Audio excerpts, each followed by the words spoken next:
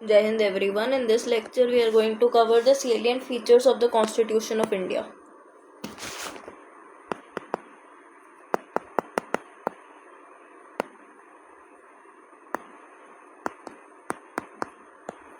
We are doing polity crash course. See, Indian Constitution is very unique, both in its content and spirit.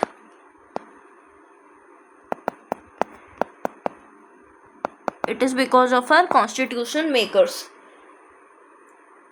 Though it is borrowed from every constitution of the world, the Constitution of India has various salient features which we are going to explore in this particular lecture, which distinguishes it from other countries. Various amendments have been made, like 42nd amendment is known as the mini constitution. Still, our constitution serves to be a very important document and it is ever evolving. We should know about Keshwanand Bharti case, जिसमें article 360 the constituent power of the parliament under article 368 does not enable it to alter the basic structure of the constitution. ठीक है, part 20 में 368 है. अब parliament के पास मतलब overriding powers नहीं है कि वो बेसिक स्ट्रक्चर ही अमेंड कर दे. बेसिक स्ट्रक्चर है जिसको बेसिक स्ट्रक्चर होके रहना ज़रूरी है. ठीक है. लेंथीएस्ट कुछ अपन इसके सेलेंट फीचर्स की बात करें तो ये सबसे पहले तो लेंथीएस्ट है. Lengthiest written constitution. Just give me a second.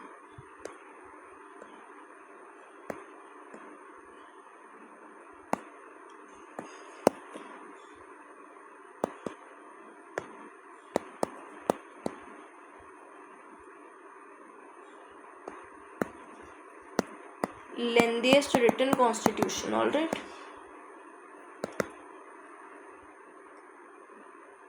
British Constitution, New Zealand Constitution is unwritten, but Indian Constitution is the lengthiest written constitution. Originally, it contained 395 articles. Right now, the number of articles is 470 articles. Alright, क्यों है सबसे लेंदी? क्योंकि सबसे पहले तो अपनी geography बहुत vast है. दूसरा हिस्टोरिकल फैक्टर्स है. We are historically rich. Government of India act 1935 भी बल्कि था.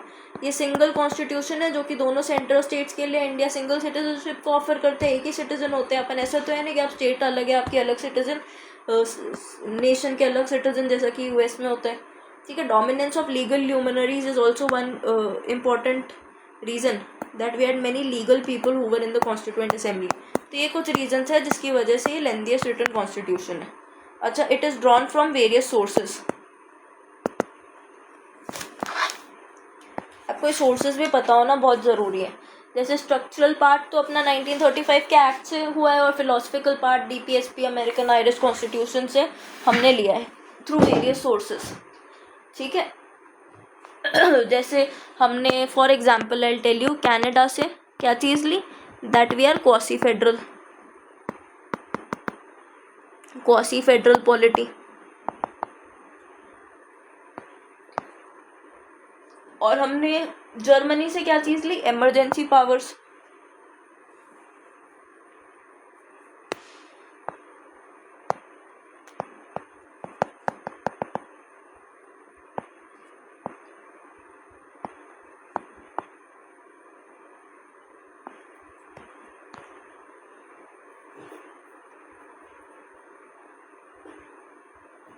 तीसरी चीज़ है कि it is a blend of rigid plus flexible.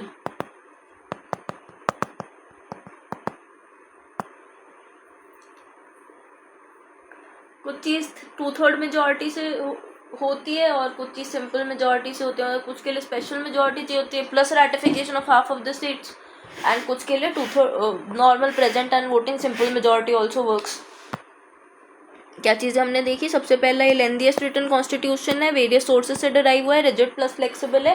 अच्छा, एक फेडरल सिस्टम है विथ यूनिटरी बायस है ना, स्ट्रॉन्ग सेंटर है, single citizenship, integrated judiciary. All this is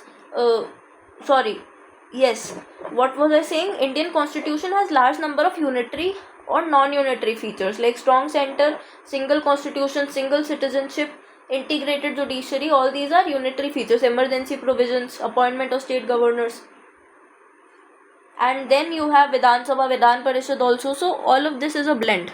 Just give me a second.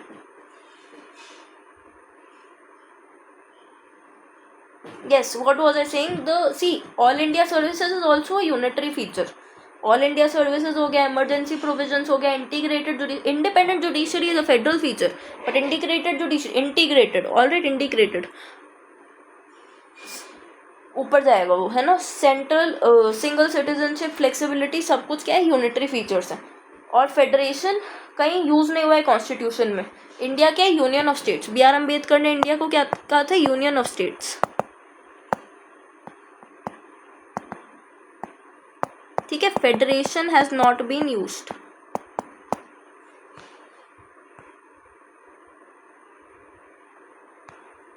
सबसे इंपॉर्टेंट चीज क्या है, वो अपनी पार्लियामेंट्री फॉर्म ऑफ गवर्नमेंट है.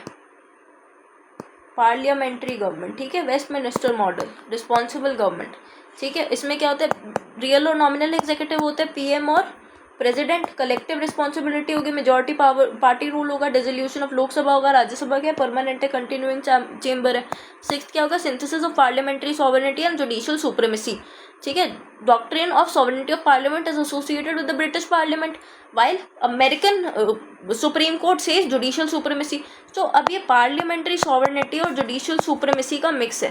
ठीक है, पार्लियामेंट्री सॉवरेनिटी और जुडिशियल सुप्रीमेसी का मिक्स है. ठीक है, और इंटीग्रेटेड और इंडिपेंडेंट जुडिशरी है. अभी मेनका गांधी केस में क्या था, ड्यू प्रोसेस ऑफ लॉ था. इंटीग्रेटेड जुडिशरी है, इंडिपेंडेंट जुडिशरी है. Supreme court is the highest court of appeal. ठीक है, तो जुडिशरी की बात कर ली, इंटीग्रेटेड भी है, इंडिपेंडेंट भी है.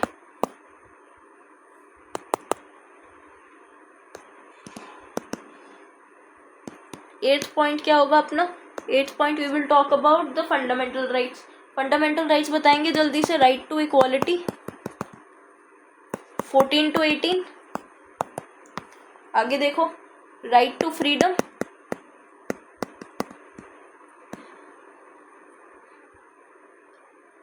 Nineteen to 22. Right against exploitation, अच्छे से लिखते हो,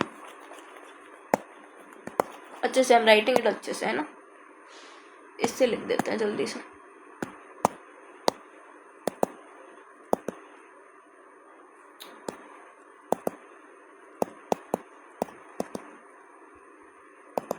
अभी we will deal with it in detail in the fundamental rights वाला चैप्टर 14 to 18. ठीक है, 19 to 22 are 6 are all the freedoms, है ना. Right to freedom. Then we have right against exploitation 23 और 24. फ्रीडम ऑफ रिलीजन 25 से 28. Cultural and educational rights 29 और 30. और right to constitutional remedies 32. ठीक है, फिर से दोहराएंगे. Right to equality 14 to 18.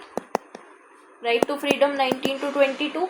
Right to freedom of religion, right against exploitation, okay, 19 to 18, 14 to 18, 19 to 22, 23, 24 right against exploitation.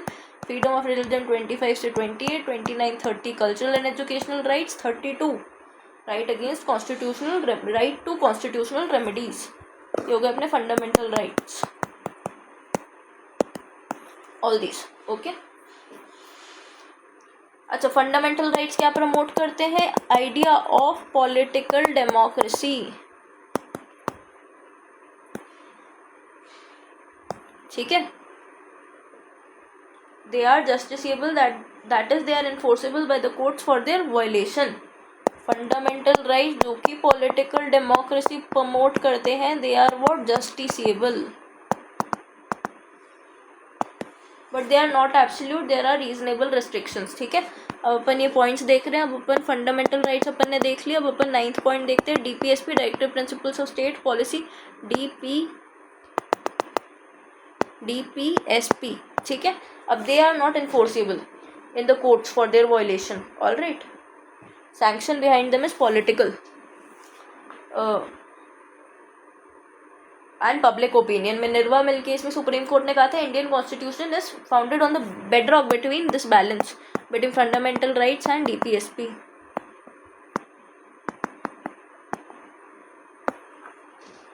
Fundamental duties की अपन बात करेंगे। 10th part is fundamental duties, ठीक है। Duties are also non justiciable, duties are also non justiciable, just like directive principles of state policy, duties are also non justiciable. 10th 11th बात है, India is a secular state, positive secularism, secular, ठीक है, ये चीज़ है। काफ़ी सारे provisions अपना secular character बताते हैं। सबसे पहले तो 42nd कॉन्स्टिट्यूशनल अमेंडमेंट एक्ट में हमने प्रियम्बल में सेक्युलर लिख लिया था। The debate was also going on, ठीक है। 14 आर्टिकल बोल लो, 15 आर्टिकल बोल लो, 16 आर्टिकल बोल लो, 25 से 28 आर्टिकल बोल लो, 29 30 भी बोल लो। ये सारे आर्टिकल्स क्या दिखाते हैं? अपना सेक्युलरिज्म दिखाते हैं। 44 क्या बोलते हैं? यूनिफॉर्म सिविल कोड, DPSP, ठीक है। Indian secularism is unique. Universal adult franchise article 326 UAF। Alright, इसकी भी बात कर सकते हैं अपन, दिस इज ऑल्सो फीचर। फिर single citizenship is another feature. Then we have independent bodies also like UPSC, state public service commission, election commission. Then we have emergency powers also, national emergency article 352, article 365 और you can say article 366 sorry 356 है ना, 355 356 article. ये तो national emergency, 355 356 is state emergency. Then financial emergency is article 360, ठीक है।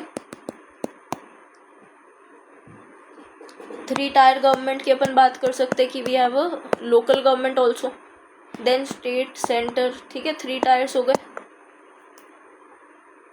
Sorry 3 tiers हो गए, yes. Cooperative societies and 97th amendment act, 97th amendment act in 2011।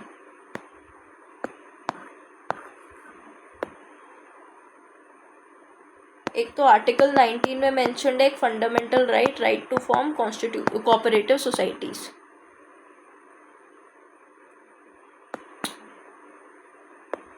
Right to form cooperative societies. Cooperative societies came by 97th amendment act 2011। DPSP 43B में भी cooperative societies का जिक्र है। इसमें कह रखा है कि state should promote cooperative societies. Cooperative university भी इस्टेब्लिश हुई है गुजरात में, ये DPSP 43rd है ना।